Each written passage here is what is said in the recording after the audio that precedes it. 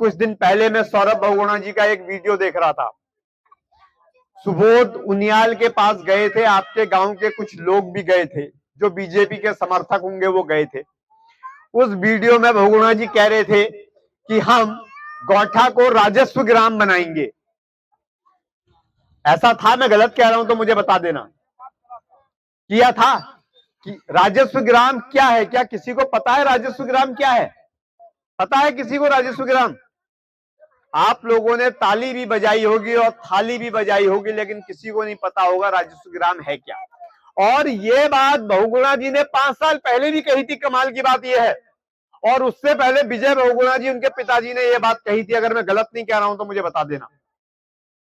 राजस्व ग्राम का मतलब है सरकारी गांव जो पूरी तरह गांव नहीं है। यह सरकारी जमीन पर बसा हुआ गांव है। ये सरकारी जमीन जंगल की हो सकती है, ये सरकारी जमीन डैम की हो सकती है, ये सरकारी जमीन जल संस्थान की हो सकती है। कुल मिला के इसे कहते हैं सरकारी जमीन पर बसा हुआ गांव, जहां के गांव वालों को अपने मकान पर पक्की छत डालने का अधिकार नहीं है। भले ही आप लोगों ने डाल रखी है, कुछ एक के घर पे पक्की छत है, लेकिन सरकारी नियम के अनुसार, मैं गलत नहीं कह रहा हूं, आप इस बात को जानते होंगे, रोक टोक होनी शुरू हो जाती होगी। आप पक्की छतें नहीं डाल सकते। इसे कहते हैं सरकारी गांव। वो जब चाहे आपको उठाकर फेंक देंगे। आपने मेरठ में देखा होगा, आजकल यूट्यूब पे हजारों वीडियो हैं। दिल्ली में देखो, पक्के पक्के 4 मंजिले, 6 मंजिले, 8 मंजिले घर तोड़ दिए। बोलते हैं कि तुमने कब्जा किया है। अरे 70 सालों से, 80 सालों से लोग वहां रह रहे हैं। जंगलों को काट कर आपके पूर्वजों ने गांव बनाया है। क्या आज से 70 साल पहले जब आपके बुजुर्ग यहां आए होंगे, क्या ये 4 मकान, ये रोड, ये जमीन ऐसे ही होगी? न जाने कैसे मच्छरों के बीच में, जंगली जानवरों के बीच में, जंगल के बीच में आपके बुजुर्गों ने आकर एक छोटी सी शुरुआत अपने सर छुपाने की। इन पेड़ों को काट कर आप लोगों ने खेत बनाए, और आज भी बात होती है कि आप अवैध हो। आप वैध नहीं हो। आपको मिलने वाली सरकारी सुविधाएं नहीं मिलनी चाहिए। वोट के लिए राजनीति चरम पर है।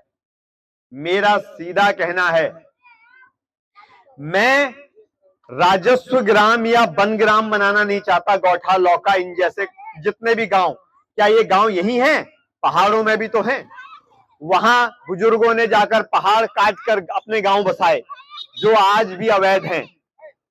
कहां जाएंगे भैया? है तो इसी देश की जनता। तो नियम ये होना चाहिए कि इन गांवों को पूरी तरह ग्राम पंचायत बना दिया जाए, लेकिन इसके लिए लड़ना पड़ेगा, और लड़ने के लिए सोच होनी चाहिए।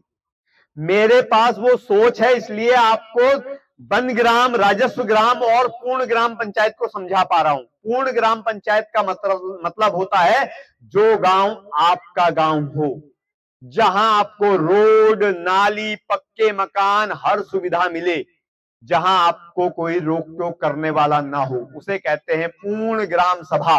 जैसे पंडरी खेड़ा पूर्ण ग्राम सभा है, गौरी खेड़ा पूर्ण ग्राम सभा है।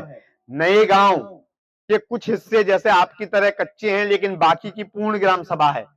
तो ऐसे ही गौठा हो, लौका हो, या कहीं भी हो, पूरे उत्तराखंड में, पूरे देश में, जहां पर आदमी बसने लग गया है या 70-80 सालों से रह रहा है, उसके खेत हैं, उसके मकान है, उसका घर है, उसका दुकान है, उसको पूर्ण ग्राम सभा होनी चाहिए। विधानसभा में जाकर आवाज उठानी पड़ेगी कि पूर्ण ग्राम सभा बनाओ। उनको समझाना पड़ेगा कि ऐसे बनाओ, तब जाकर बनेगी। और उसके लिए मेरे जैसे आदमी का आगे जाना जरूरी है। हजारों नेता आएंगे आपके पास हाथ जोड़कर।